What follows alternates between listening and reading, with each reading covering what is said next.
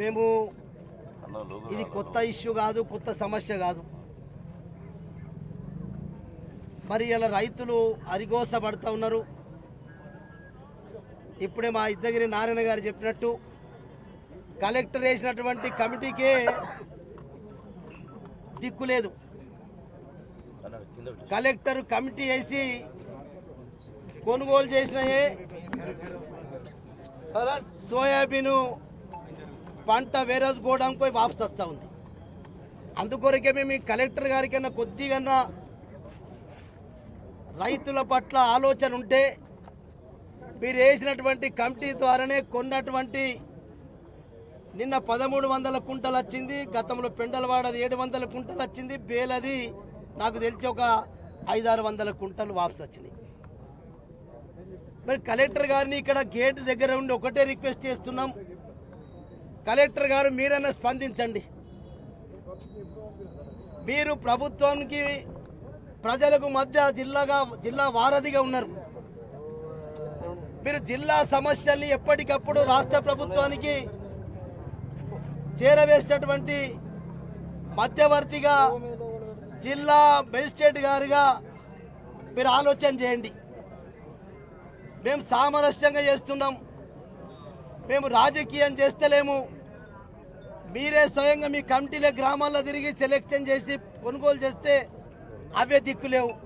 దానికి నిన్న తుమ్మల నాగేశ్వరరావు గారు అసెంబ్లీలో చెప్పిండు, మేమేం చేస్తాం, మేము పర్చేజ్ చేస్తున్నాం. అలాగే రాష్ట్ర ప్రభుత్వం పర్చేజ్ దిక్కులేదు. ఆ 25% నాపేడు చేసినటువంటి కోటనే అదే వాపసు వస్తున్నది.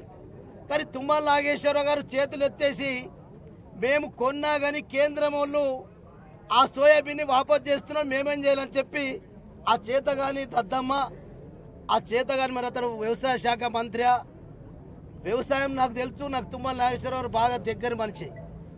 ఆయనకు ఫామ్ హౌస్ తోటలు ఉన్నాయి. మరి ఆయన వ్యవసాయదారుడే కానీ ఎందుకు ఇట్లా మాట్లాడుతున్నాడో నాకైతే అర్థమవుతలేదు. ఇక అటువంటి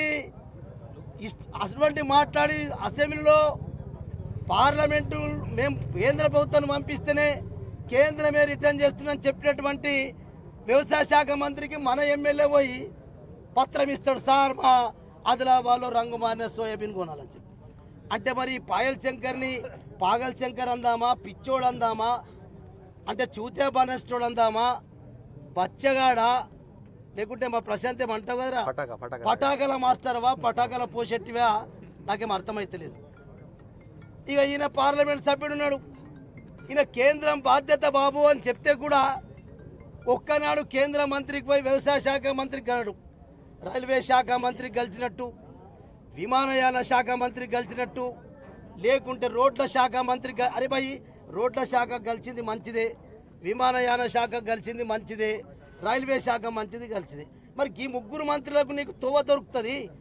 ఈ కేంద్ర వ్యవసాయ శాఖ మంత్రికి పోయి టెక్స్టైల్ మినిస్టర్కి పోయి పత్తి గురించి సోయాబీన్ గురించి చెప్పుడు శాత కాదా ఎంపీ గారు కూడం రగేష్ గారు? అంటే నువ్వు మనిషివా మరి దయ్యంవా అసలేమి నోరు లేని పక్షివా అసలు ఏమంటారో నాకైతే అర్థమవుతుంది గూడెం నాగేష్ గురించి. అరే ఇసుంటి ఇద్దరు దరిద్రులు గెలిచి ఈ రైతాంగంని ఇంత గోసల ఉంటే కూడా పట్టి పీడిస్తున్నటువంటి ప్రభుత్వాలను కనీసం వీళ్ళని మొన్న తీసుకుపోయిండు మా విజయగిరి నారాయణ గారు కూడా అఖిలపక్ష రైతులతో నాయకులతో పోయితే అక్కడ మంత్రికి ముఖ్యమంత్రి కల్పిస్తా అని చెప్పిండట. ఆఖరికి ఆ మార్కెట్ చైర్మన్కు మార్కెట్ ఎండీకి విత్తనాభివృద్ధి సంస్థ చైర్మన్ అవినాష్ రెడ్డికో ఒక అతనికి కల్పించారు.